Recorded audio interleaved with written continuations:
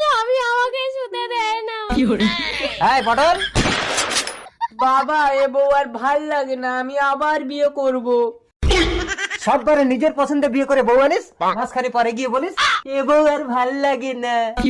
এই, একদম শুবি না আমার বিছানায়।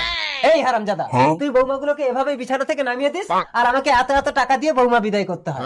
ও স্বামী, আমি সামান্য টাকা নেব না। সামান্য টাকা? তুই জানিস আমার বাবার কত টাকা আছে?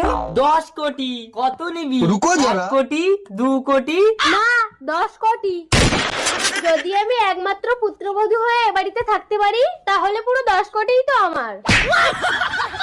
10 কোটি না? এই বেরো। বাবা, আমি সংসার ছেড়ে যাব না। ও বৌমা, তা আমি কি সংসার করবো নাকি তোমার সঙ্গে? গরিবের মেয়েগুলো এনে এনে মুড়ি খেয়ে ঠোঙা ফেলে দিচ্ছে, আপনাকে পথের ভিখারি করব। একদিন আমার পায়ে জড়িয়ে কাঁদতে হবে আপনাকে।